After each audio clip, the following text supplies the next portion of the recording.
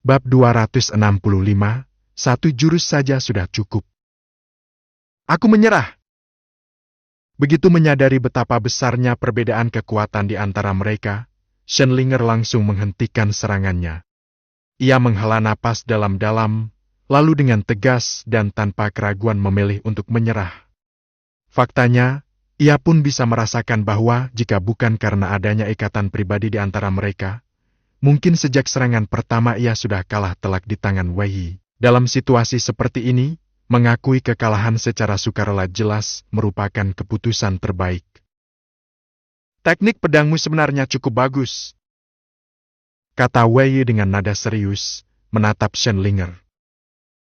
Tapi terlalu menonjolkan kemegahan dan kurang dalam hal kepraktisan. Kalau kamu mau benar-benar meluangkan waktu untuk mengasahnya selama setengah tahun saja, hasilnya pasti akan sangat berbeda. Shenlinger mengangguk pelan. Meski sedikit kecewa, ia memahami bahwa nasihat sepupunya bukan sekadar omong kosong. Ucapannya mengandung nilai yang bisa menjadi petunjuk besar baginya. Setelah kembali nanti, aku pasti akan dengar nasihatmu, sepupu. Ia menjawab dengan ceria sambil tersenyum manis. Meski kalah, tidak ada rasa kecewa yang mendalam di wajahnya. Sejak awal ia mengikuti kompetisi ini hanya untuk berpartisipasi, tanpa harapan besar meraih posisi puncak. Dan lagi, kalah dari Wei Yi, sepupunya sendiri, bukanlah aib, ia bahkan merasa bangga. Sepupu, semangat ya! Kamu harus jadi juara, aku dukung kamu sepenuhnya. Shenlinger mengepalkan kedua tangannya di depan dada dengan semangat, membuat gerakan lucu seolah sedang memberi semangat. Kuncir tinggi di atas kepalanya ikut berayun-ayun mengikuti gerakannya. Tanpa banyak basa-basi, ia pun melompat turun dari arena dengan langkah ringan dan penuh keceriaan, bahkan tidak memberi kesempatan bagi Wei Yi untuk membalas kata-katanya. Melihat tingkah laku adiknya itu, Wei Yi hanya bisa tersenyum kecut, menggelengkan kepala, lalu turun dari arena dengan tenang. Pertarungan antara Wei Yi dan Shenlinger selesai dalam waktu singkat dan tidak menarik banyak perhatian. Alasannya sederhana, mereka hampir tidak bertarung. Atau lebih tepatnya, kekuatan mereka berada di dua tingkat yang berbeda, dan Wei Yi bahkan belum sempat mengeluarkan kemampuan sesungguhnya, namun sudah menang dengan mudah. Pertandingan pun terus berlanjut tanpa hambatan. 10 arena bertanding secara bersamaan. Setiap ronde terdiri dari 20 peserta, 10 diantaranya akan maju ke babak selanjutnya, sedangkan 10 lainnya akan langsung gugur. Total peserta dibagi dalam 4 kelompok besar, masing-masing sekitar 200-an orang. Jadi hanya butuh belasan putaran untuk menyelesaikan babak pertama, yang hanya memakan waktu sedikit lebih dari 1 jam. Dan akhirnya, babak kedua pun dimulai. Kali ini, lawan Wei Yi adalah pemuda pengguna pedang yang sebelumnya telah mengalahkan lawannya hanya dengan 1 tebasan. Saat sang pemuda melihat nama Wei Yi sebagai lawannya, ia tertegun sejenak. Nama besar memang memiliki bayangannya sendiri, meski ia berasal dari utara. Nama Wei Yi tetap tidak asing di telinganya. Namun yang membuatnya terkejut bukan hanya karena ketenaran Wei Yi, melainkan karena betapa beruntungnya ia bisa langsung bertemu dengan Wei Yi di babak kedua dari ratusan peserta lainnya. Wajahnya memperlihatkan keterkejutan yang sulit disembunyikan, tapi segera setelah itu, ekspresi tersebut berubah menjadi semangat yang membara. Ia bukan orang selatan. Bagi dirinya, nama besar sekta Overlord maupun status murid utama Wei Yi tidak memiliki bobot yang terlalu berat. Dalam pandangannya, Wei Yi hanyalah seorang jenius muda dengan reputasi. Dan justru itulah yang ia butuhkan saat ini, reputasi. Mengalahkan orang biasa tak akan membawa dampak besar.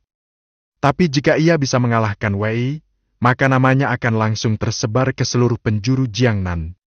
Bahkan jika ia tidak menjadi juara di turnamen ini, hasil itu saja sudah cukup membuatnya terkenal. Wei Yi, tak kusangka lawanku kali ini adalah kau. Sepertinya Dewi Keberuntungan memang sedang berpihak padaku. Sang pemuda menyeringai dingin, tangan kanannya menggenggam gagang pedang erat-erat.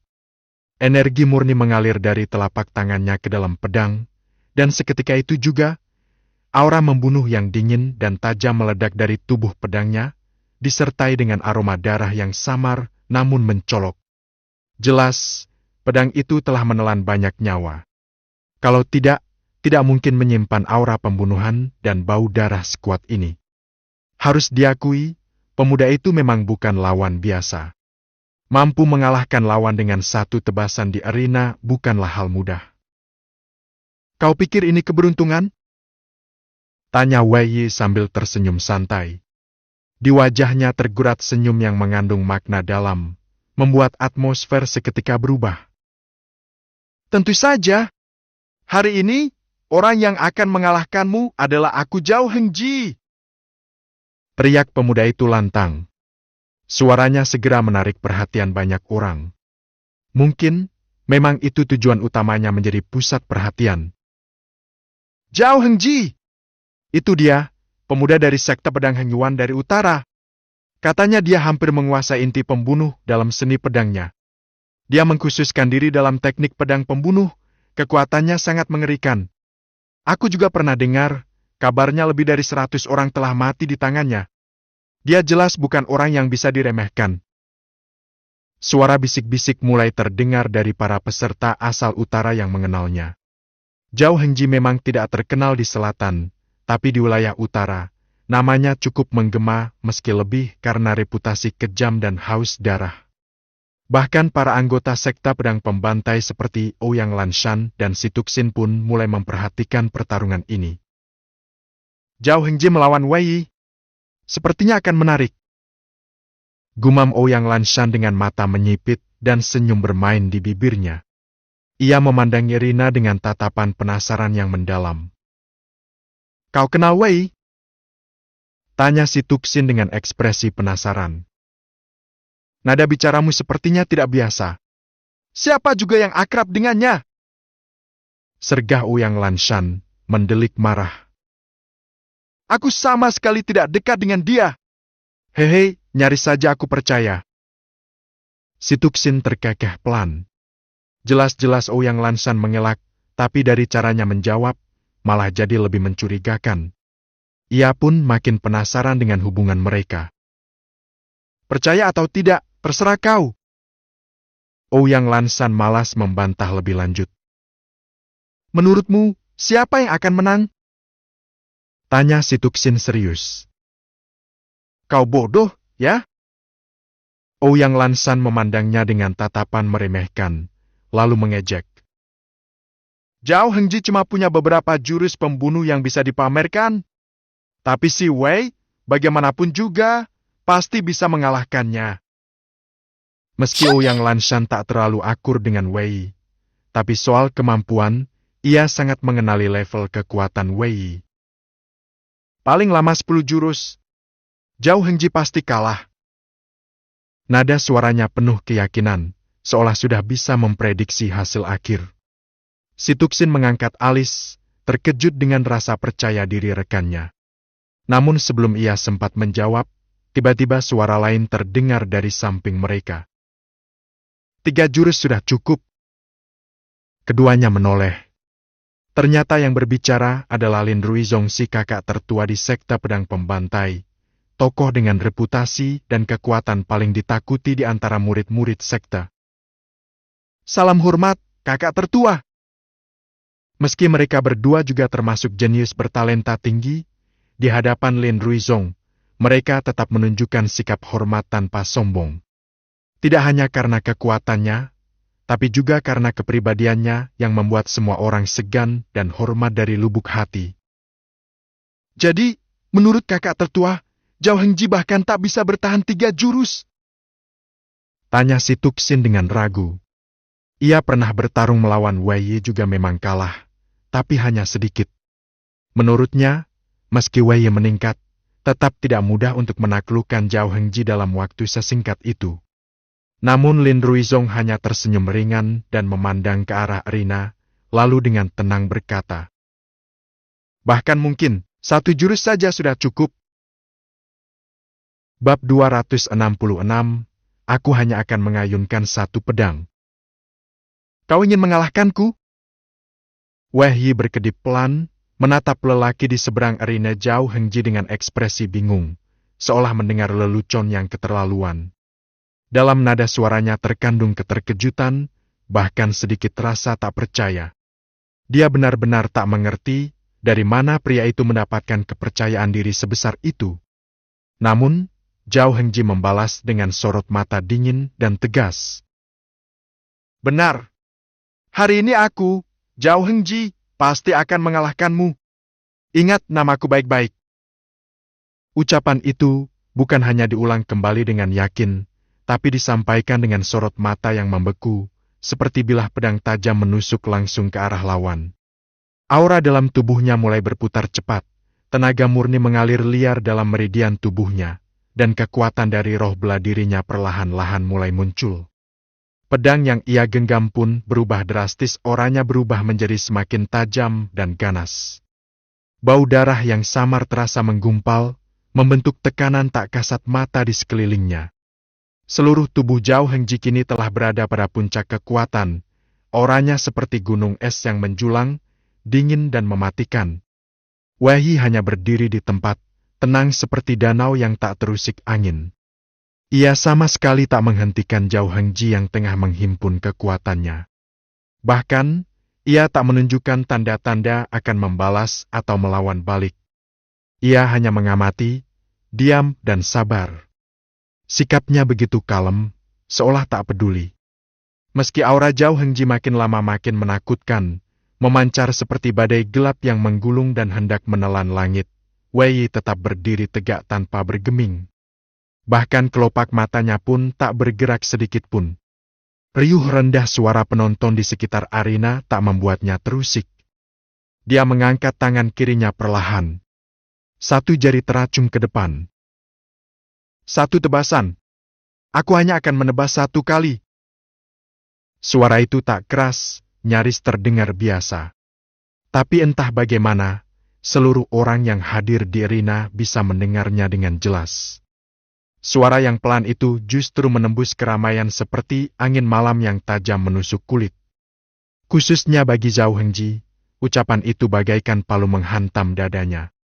Tatapan yang tenang itu, sikap yang percaya diri dan dingin, dan ketenangan yang membuat hati siapapun jadi gentar. Tak ada kesombongan, hanya keyakinan murni. Kali ini, Wei Yi tak menggunakan pedang pahlawan seperti biasanya. Yang muncul di tangannya adalah Cheng Yingjian, pedang legendaris dengan kekuatan jauh lebih mengerikan. Cahaya dingin berkilat dari bilahnya yang tipis seperti sayap serangga. Mata pedang memantulkan cahaya menyilaukan, seolah bisa memotong cahaya itu sendiri. Dari permukaannya, aura membeku perlahan merambat ke sekeliling, membuat suhu di arena turun secara drastis, udara menjadi lebih dingin dan pengap. Saat itu pula, aura di sekitar Wei Yi mengalami perubahan mendadak. Kekuatan pedang malam meledak keluar. Seketika, ia seolah menghilang ke dalam kekosongan. Langit mendadak tampak lebih gelap. Cahaya matahari seakan terhisap, dan atmosfer menjadi redup seolah senja mendadak datang lebih cepat dari waktunya. Segalanya terasa buram dan menakutkan. Tekanan ini membuat wajah Zhao Hengji berubah berulang kali. Ia bukan orang bodoh, dan ia tahu jelas. Kekuatan Wei Yi ini bukan sesuatu yang bisa diremehkan. Satu tebasan pedang. Tapi mengapa terasa seperti seluruh dunia ikut menahan napas? Ucapan Wei Yi bukan sekadar penghinaan, itu tantangan, sekaligus peringatan. Dan jauh di dalam hati Zhao Hengji, rasa takut mulai merambat. Tapi dia menolak untuk tunduk. Wei Yi, hari ini aku pasti akan mengalahkanmu.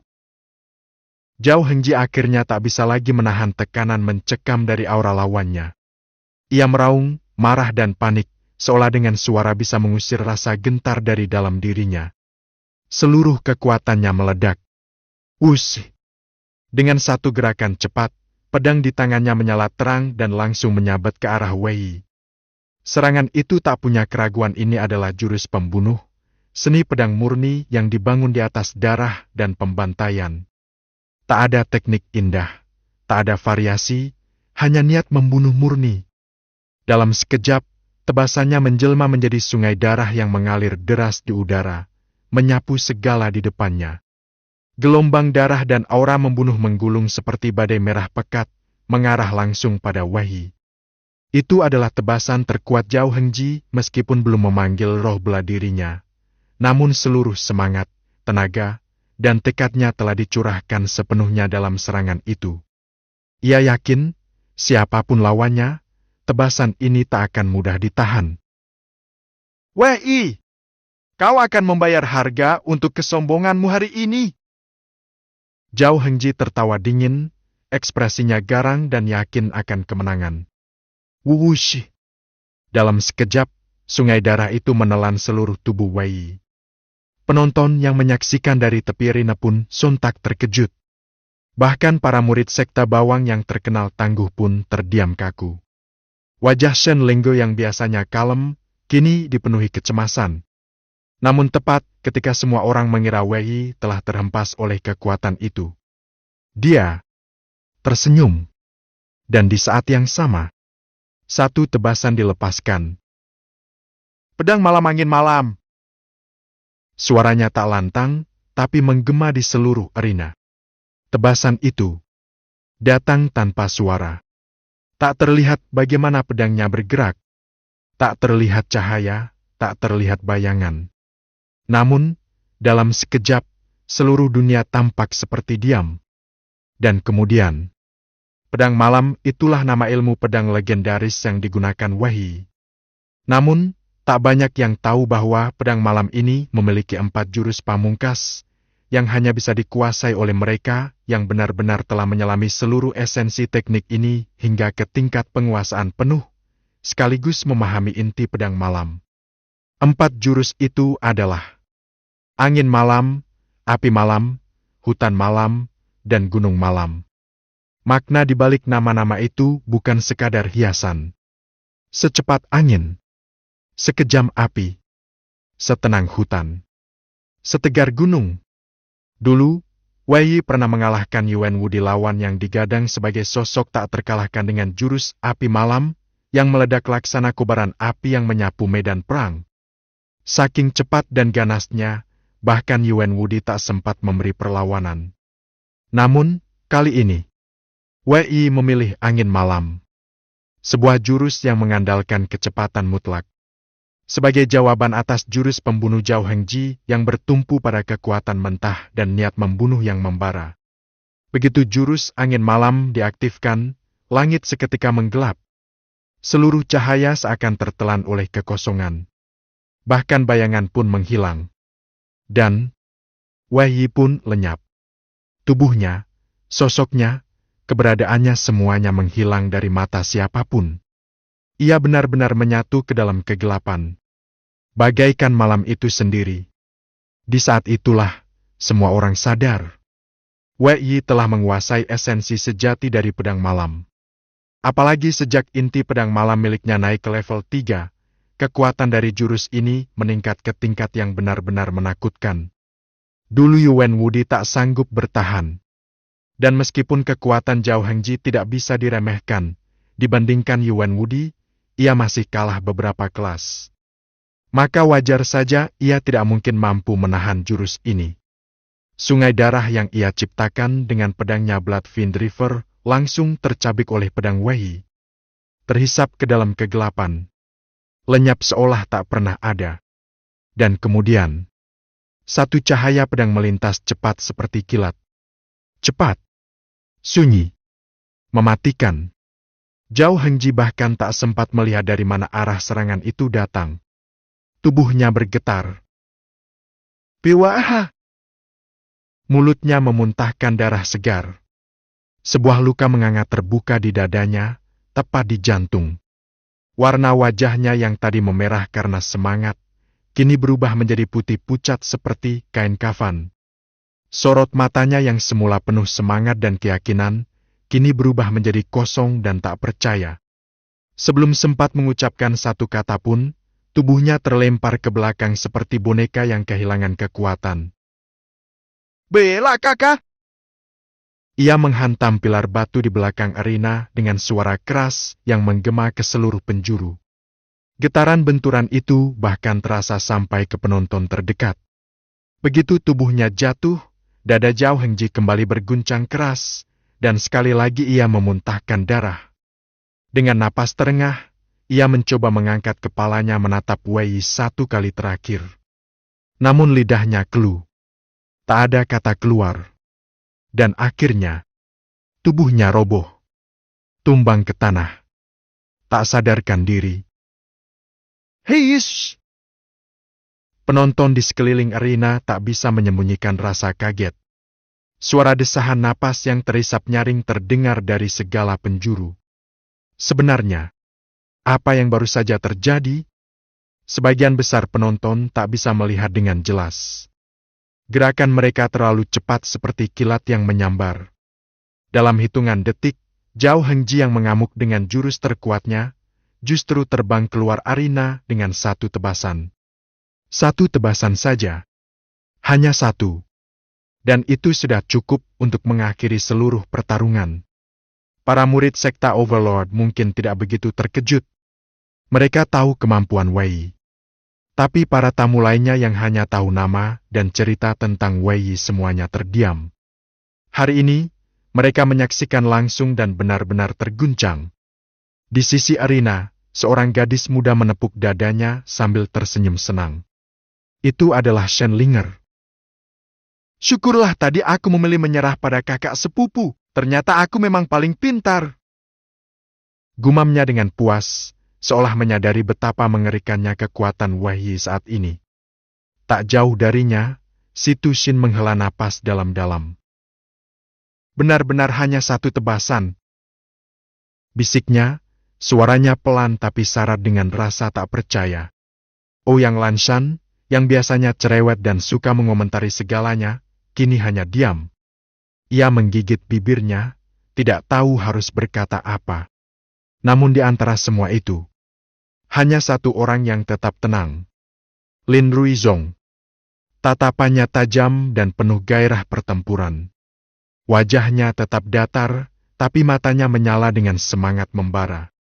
Bahkan pedang yang tergantung di pinggangnya mulai bergetar pelan, seolah ikut bereaksi terhadap ketegangan dan kekuatan yang baru saja dilepaskan. Pedang punya jiwa, dan saat bertemu lawan yang kuat, ia akan haus akan pertempuran. Bab 267, Pertarungan ulang melawan Ouyang. Dalam pertarungannya melawan Zhao Hengji, Wei Yi sama sekali tidak seperti saat menghadapi sepupunya, Shen Linger, di ronde pertama. Kali ini, ia tidak menahan diri sedikit pun, sebaliknya, ia langsung melepaskan seluruh kekuatannya. Kekuatan yang ia perlihatkan bahkan jauh melampaui para petarung di tingkat yang sama. Padahal, Zhao Hengji bukanlah lawan sembarangan. Ia dikenal sebagai ahli dalam seni pedang pembunuh, dengan pondasi kultivasi yang sangat solid. Namanya bahkan sudah mulai dikenal luas di wilayah utara, dan ia dianggap sebagai salah satu pendekar muda terkuat yang tengah naik daun. Namun sayang, semua itu tidak berarti apa-apa di hadapan Wei Yi. Zhao Hengji bahkan tak sanggup menahan satu tebasan pun. Dalam sekejap, ia langsung dihajar hingga terlempar keluar dari arena oleh serangan ganas Wei Yi yang tak tertandingi. Meski Wei Yi tidak menghabisinya, ia juga tak menunjukkan belas kasihan. Energi pedangnya yang mengerikan menyusup ke dalam tubuh Zhao Hengji, langsung menyerang organ-organ vital dan menyebabkan luka dalam yang serius. Pada akhirnya, Zhao Hengji jatuh pingsan dan tidak bisa melanjutkan pertandingan. Ia pun harus ditandu keluar dari arena oleh petugas, diiringi tatapan terkejut dari para penonton. Sudah bisa dipastikan bahwa dalam waktu dekat, akan sangat sulit baginya untuk pulih ke kondisi puncak. Rencana awalnya untuk menggunakan pertarungan ini sebagai batu loncatan guna mengalahkan Wei Yi di hadapan umum dan naik ke posisi yang lebih tinggi, kini justru menjadi bumerang. Alih-alih menginjak nama Wei Yi, ia malah memperkuat reputasi sang pewaris baru dari sekta Overlord. Sontak, para peserta lain yang sebelumnya masih menganggap remeh Wei Yi mulai menyadari bahwa gelar kakak senior pertama sekta Overlord Yang disandangnya bukanlah hasil keberuntungan semata. Ia benar-benar sosok yang mengerikan. Peserta dari grup lain mungkin masih bisa bernapas lega karena tidak berada dalam satu grup dengan Wei. Namun, mereka yang tergabung dalam grup keempat bersamanya tidak bisa menyembunyikan ketegangan mereka. Wajah mereka pucat, hati mereka meringis penuh penyesalan. Beberapa bahkan diam-diam mengutuk nasib sial mereka. Dan akibat dari ketakutan ini, dalam beberapa pertandingan selanjutnya, lawan-lawan Wei langsung menyerah bahkan sebelum bertarung. Mereka lebih memilih menjaga kekuatan untuk pertandingan berikutnya daripada terluka parah seperti Zhao Hengji. Sistem pertandingan menggunakan metode pengumpulan poin, jadi kalah satu pertandingan bukan berarti gugur. Yang terpenting adalah mengumpulkan kemenangan sebanyak mungkin untuk mengamankan peringkat. Karena itulah, menyerah dalam satu pertandingan bukanlah hal yang tabu, bahkan bisa dianggap sebagai strategi cerdas dalam kondisi tertentu. Sepupu, jangan-jangan lawanmu kali ini menyerah lagi. Suara manja Shenlinger terdengar dari arah bawah panggung. Ia baru saja menyelesaikan pertandingannya dan melihat Wei duduk santai di pinggir arena, tanpa sedikit pun tekanan. Teska, enak sekali hidupmu. Gumamnya dengan ekspresi iri, cemburu, sekaligus kesal. Wei menoleh ke arahnya dan tertawa ringan. Kau sendiri yang memulai tren ini, kan? Shenlinger terdiam sesaat, lalu merenung. Ia pun mendengus pelan dan menjawab dengan malas. Iya sih, tapi apa gunanya memulai? Kau juga nggak bisa gantikan aku di atas panggung. Aku udah kalah beberapa kali. Kayaknya harapanku masuk 100 besar tahun ini makin tipis. Wei mencoba menghibur. Tahun depan kau bisa coba lagi di turnamen selatan. Kalau terus berlatih, kau pasti bisa tembus 100 besar. Tahun depan turnamen ini nggak akan sebesar sekarang. Bahkan kalau aku masuk 10 besar nanti, nilainya nggak akan sebanding sama masuk 100 besar tahun ini. Keluh Shenlinger. Meski nada bicaranya lemas, terlihat jelas ia masih menyimpan ambisi yang besar. Wei tak bisa menahan senyum pahit. Ia tahu benar, kekuatan Shenlinger saat ini memang masih kurang. Tanpa keberuntungan luar biasa, peluangnya untuk masuk 100 besar memang kecil. Pertandingan di arena nomor 3, peserta A11 melawan peserta D36. Suara lantang wasit dari arena ketiga terdengar menggema. Wei terkejut sesaat. A11 adalah nomornya. Ia tak menyangka akan dipanggil lagi secepat ini. Jangan bilang kali ini juga cuma formalitas lagi. Wah, sepupuku tercinta ini tinggal jalan-jalan doang kayaknya. Tanpa bertarung pun bisa lolos jadi peringkat 1 grup. Candaan Shenlinger kembali terdengar dari bawah. Namun kali ini, Wei menggeleng pelan. Sepertinya tidak semudah itu. Lawan-lawan biasa memang lebih cenderung menyerah agar bisa menghemat tenaga. Tapi lain cerita jika yang dihadapi adalah para jenius sejati. Ini bukan soal pintar atau bodoh tapi soal harga diri.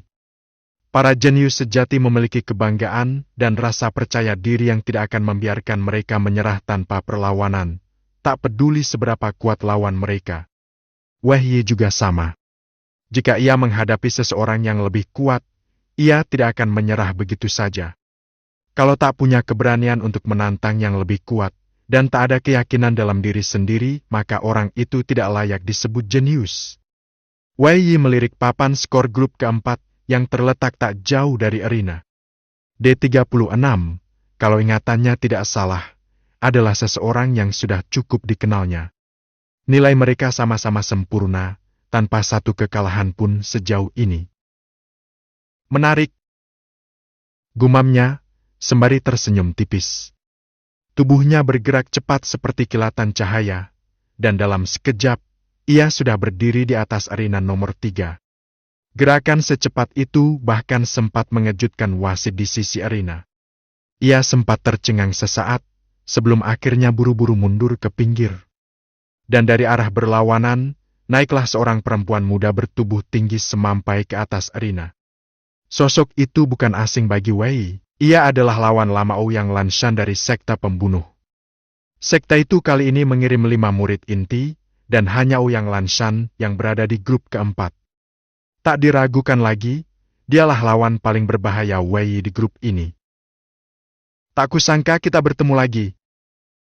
Suara dingin Ouyang Lanshan terdengar lantang, sorot matanya penuh semangat tempur yang membara. Aura perangnya muncul dari tubuhnya, mengguncang udara sekitar. Krak, krak. Suara gemeretak es terdengar menggema, dan hawa dingin tajam menyebar ke seluruh arena. Dalam sekejap, lapisan-lapisan es mulai menutupi tubuh Ouyang Lanshan, membentuk sebuah zirah es yang menakjubkan. Seluruh arena kini seperti berubah menjadi zona beku, dengan suhu yang jatuh drastis. Para penonton di sekitar tak bisa menyembunyikan keterkejutan mereka, buru-buru mundur beberapa langkah. Tubuh roh es. Wei menyipitkan mata. Dibandingkan dengan pertemuan terakhir mereka di kota naga hitam, kemampuan Ouyang Lanshan dalam mengendalikan kekuatan esnya telah berkembang pesat. Kekuatan dingin yang kini menyelubungi tubuhnya jauh lebih intens, menandakan bahwa ia juga mengalami peningkatan luar biasa selama waktu ini. Sebagai jenius dari sekta pembunuh yang disebut-sebut sebagai bakat 1 abad sekali, peningkatan ini memang bisa dimaklumi. Wei pun tak lagi main-main. Ia mulai serius, kesadarannya meningkat, dan kewaspadaannya pun melonjak. Ini bukan lawan biasa. Ouyang Lanshan adalah musuh berkelas tinggi. Selamat karena sudah menjadi murid inti sekta pembunuh, ucap Wei sambil menyipitkan mata dan tersenyum kecil. Tapi dibandingkan denganmu, aku masih tertinggal jauh, jawab Ouyang Lanshan. Meski bangga bisa menjadi murid inti dalam waktu singkat, posisi Wei sebagai kakak senior pertama di sekte bawang jelas jauh lebih prestisius. Sudahlah, kita ini sudah cukup kenal. Tak perlu banyak basa-basi lagi. Ayo mulai saja, aku penasaran seberapa kuat dirimu sekarang. Matanya bersinar tajam seperti bilah es. Ia benar-benar seorang pecandu pertarungan. Dalam satu hentakan kakinya ke lantai, tubuhnya melesat seperti peluru menuju Wei, tangan kanannya mengayun dalam pukulan hebat yang memunculkan semburan es yang menggila. Pas sekali, aku juga ingin melihat seberapa jauh kemampuanmu dengan tubuh roh es itu. Wei tertawa lepas dan langsung menyambut serangan itu dengan pukulannya sendiri. Di belakangnya, bayangan totem naga dan gajah muncul membara. Pukulan yang ia lancarkan adalah jurus pamungkas sekta Overlord Tinju Prajna Naga Gajah. Bersamaan dengan itu, kekuatan lapis keempat dari teknik Vajrabadi meledak dalam tubuhnya. Arena pun bergetar hebat. Pertarungan antar dua jenius pun dimulai. Bab 268, Kekuatan 9 Naga dan 9 Gajah. Boom! Sebuah ledakan dahsyat mengguncang udara, menggema bagai petir yang meledak di tengah arena. Dalam sekejap, dua sosok manusia melesat secepat kilat Wei dan Ouyang Lanshan, tinju mereka saling bertabrakan dalam benturan yang luar biasa dahsyat. Dari titik tabrakan itu, sebuah gelombang kejut berwarna kelabu menyebar dengan cepat ke segala penjuru, seperti riak air yang muncul di permukaan danau tenang usai dilempar batu. Namun, yang benar-benar berbenturan bukan hanya tinju mereka, melainkan kekuatan mengerikan yang menyelimuti pukulan masing-masing. Tinju Ouyang Lanshan tidaklah besar, sesuai postur tubuhnya yang anggun sebagai seorang wanita. Bahkan bisa dikatakan mungil dan lembut, seputih salju dan tampak begitu halus bagaikan sepotong roti kukus hangat, nyaris tak memberi kesan sebagai alat penghancur. Tapi di balik kelembutan itu, tersembunyi kekuatan es mematikan yang membuat jantung siapapun menciut. Aliran es putih bersih terus-menerus menyembur keluar dari tinjunya, membekukan udara di sekitarnya seolah waktu berhenti. Saat pukulan itu mengarah ke Wei, rasanya seperti tiada satu pun di dunia ini yang mampu menghentikannya. Sebaliknya, kekuatan tinju Wei jauh lebih langsung dan brutal. Dengan 4 tingkat transformasi dari seni tubuh Vajra, tubuhnya sudah ditempa menjadi kekuatan murni, keras bak baja surgawi. Dan saat kekuatan itu dikombinasikan dengan tinju Vajra Naga Gajah yang nyaris mencapai kesempurnaan, setiap pukulannya seperti mampu menembus batas ruang. Kraak! Serangkaian suara retakan dan dentuman menggema saat dua tinju mereka berbenturan. Es membeku yang membungkus kekuatan Ouyang Lanshan langsung hancur berkeping-keping, sementara totem naga dan gajah milik Wei Yi bergetar dan mulai memudar. Kedua orang itu sama-sama terdorong mundur, terpaksa mundur beberapa langkah akibat efek benturan yang luar biasa keras itu. Tapi pertarungan mereka jauh dari selesai. Tanpa memberi waktu untuk menarik napas, keduanya langsung menatap tajam satu sama lain dan nyaris bersamaan. Mereka kembali melompat ke udara dan menyerbu ke arah lawan masing-masing dengan semangat juang yang bahkan lebih menggelegar dari sebelumnya. Kali ini, kekuatan mereka naik satu tingkat lebih tinggi. Ouyang Lanshan benar-benar melepaskan seluruh potensi tubuh roh es miliknya. Lapisan es yang menyelubungi tubuhnya menjadi lebih tebal dan kuat. Aura dingin yang mengalir dari tubuhnya kini menyerupai badai musim salju yang membinasakan, jauh lebih ganas dibanding saat mereka terakhir bertemu di kota naga hitam. Tak diragukan lagi, dalam beberapa bulan terakhir kekuatannya telah menembus ke ranah baru. Ice Dragon Fest! Suara lembutnya menggema dalam pekikan tajam dan sekali lagi ia mengayunkan tinju. Kali ini, dari tinjunya muncul semburan kekuatan es yang menggumpal menjadi kepala seekor naga raksasa. Kepala naga itu tampak hidup, mata biru dinginnya memancarkan cahaya membeku. Mulutnya terbuka lebar sambil meraung dan siap menelan Wei secara utuh.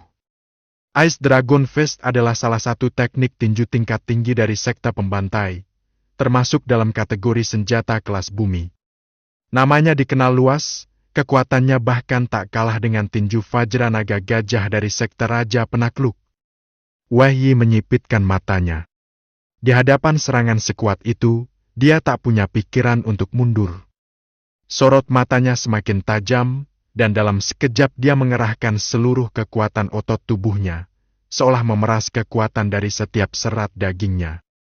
Dengan raungan rendah bak suara naga bumi, ia mengaktifkan teknik Vajra Fisik sepenuhnya dan mengerahkan satu pukulan lain yang tak kalah ganas. Tinju Vajra Naga Gajah, level 27 dikerahkan sepenuhnya. Selama berbulan-bulan terakhir, di luar waktu yang dia habiskan untuk meramu obat dan meningkatkan kultivasinya, Wei Yi nyaris mencurahkan seluruh fokusnya untuk menyempurnakan teknik ini.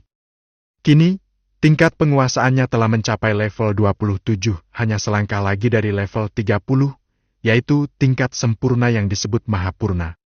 Di antara semua murid sekte Raja Penakluk, penguasaan Wei Yi terhadap teknik ini jelas termasuk yang terbaik. Harus diingat, tinju Vajra Naga Gajah adalah teknik tingkat bumi. Bahkan untuk mencapai tingkat menengah saja sudah sangat sulit bagi kebanyakan orang.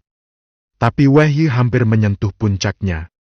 Dan saat teknik itu dikerahkan sepenuhnya WUSH, langit di atas arena tiba-tiba menjadi gelap, dan di sana, 9 ekor naga dan 9 gajah raksasa muncul dalam bentuk bayangan ilusi yang luar biasa jelas. RWRRRR. Raungan para naga dan lengkingan gajah mengguncang udara, membuat seluruh arena bergetar dan menggema keras hingga menyesakkan dada. Para penonton yang menyaksikan dari pinggir arena tak bisa menyembunyikan keterkejutan mereka. Wajah mereka berubah drastis, mata mereka melebar, dan nafas mereka tercekat. Teknik tingkat bumi memang selalu mengerikan, apalagi ketika dikuasai hingga tingkat setinggi ini. Bagi para pendekar yang pernah mempelajari tinju Vajra Naga Gajah, pemandangan ini jauh lebih mengejutkan. Mereka tahu betapa luar biasanya ilusi 9 naga dan 9 gajah yang muncul itu. 9 naga, 9 gajah, tinggal selangkah lagi menuju kesempurnaan. 10 naga, 10 gajah. Gumam salah seorang tetua dengan mata membelalak. Aura pertarungan yang terpancar dari kedua petarung itu kini sudah seperti dua dewa muda yang bertempur di dunia fana. Satu membawa badai es kutub, satunya lagi menggetarkan langit dengan kekuatan naga dan gajah. Benturan keduanya bisa jadi akan mengubah hasil akhir pertarungan ini sepenuhnya. Luar biasa mengerikan, Pantas saja disebut sebagai salah satu warisan teknik pamungkas dari sekte Raja Penakluk. Satu naga dan satu gajah saja sudah cukup untuk membunuh sebagian besar pendekar biasa. Tapi ini 9 naga dan 9 gajah. Kekuatan sebesar ini pasti sudah melampaui batas kewajaran. Kerumunan di sekeliling Rina bergemuruh, diskusi berhamburan ke segala arah. Bahkan para tokoh penting dari berbagai kekuatan besar yang duduk di tribun kehormatan pun tidak dapat menyembunyikan keterkejutan di wajah mereka. Meski Ice Dragon Fist milik Ouyang Lanshan juga tergolong sebagai teknik kelas bumi, tapi dari segi penguasaan, jelas terlihat bahwa tingkat pengendaliannya masih berada jauh di bawah Wei Yi. Akibatnya, saat teknik itu bentrok dengan tinju Vajra Naga Gajah, perbedaan kekuatan antara keduanya pun terlihat begitu mencolok. Boom! Ledakan berikutnya kembali mengguncang arena. Namun kali ini, hasilnya sangat berbeda dari benturan sebelumnya. Wei Yi berdiri tegak tanpa bergeming, seperti gunung kokoh yang tak tergoyahkan. Sedangkan Ouyang Lanshan tubuhnya terhuyung mundur, dadanya naik turun hebat karena terhantam gelombang kekuatan dahsyat dari 9 naga dan 9 gajah. Ia terdorong mundur 7 hingga 8 langkah sebelum akhirnya berhasil menghentikan laju tubuhnya. Wajahnya berubah bukan karena rasa sakit, tapi karena keterkejutan yang sangat mendalam. Bagaimana bisa? Di dalam hatinya, ombak besar bergulung-gulung, mengguncang keyakinannya. Ia benar-benar tak percaya bahwa kekuatan penuhnya yang telah ia latih dengan keras selama berbulan-bulan masih saja tertinggal begitu jauh dari Wei Yi. Namun sesungguhnya, baik Ouyang Lanshan maupun Si Tuxin sama-sama telah melakukan satu kesalahan besar. Mereka berdua terlalu meremehkan laju kemajuan Wei Yi. Mereka mengira tidak mungkin Wei Yi bisa melampaui mereka dengan selisih yang jauh dalam waktu sesingkat itu. Tapi mereka lupa satu hal penting. Dulu, saat kekuatan mereka masih setara, Wei Yi baru berada di tahap akhir Grand Master bela diri, sementara mereka berdua sudah memasuki ranah Martial Spirit. Namun kini, mereka berdua masih berada di ranah Martial Spirit tanpa banyak perkembangan.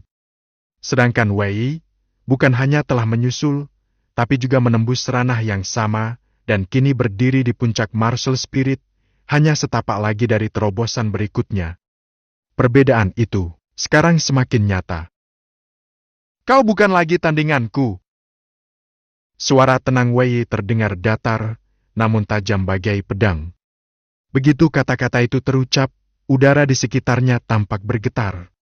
Celah tipis seolah merobek ruang kosong, dan dari balik kehampaan itu, kekuatan roh tempur miliknya meluap deras bagaikan air bah.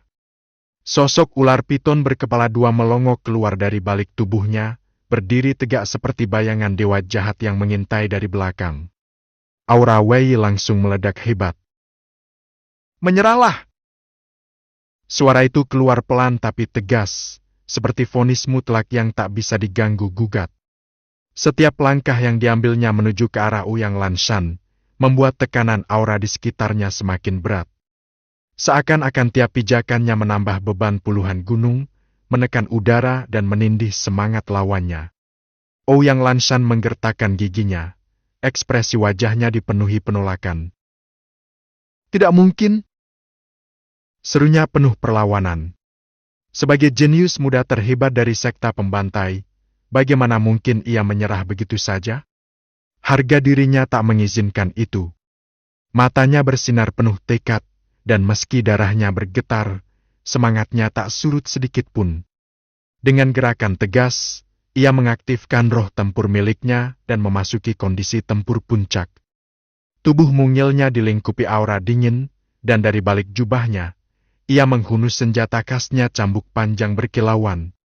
Tanpa sepatah kata pun, cambuk itu langsung diayunkan. Wip! Udara meraung saat puluhan bahkan ratusan bayangan cambuk muncul serentak, menyelimuti arah Wei Yi seperti badai ular yang melingkar, mengunci setiap ruang geraknya. Namun Wei Yi hanya menghela napas pendek, sedikit menyesal. Kalau begitu, maafkan aku. Bisiknya dalam hati.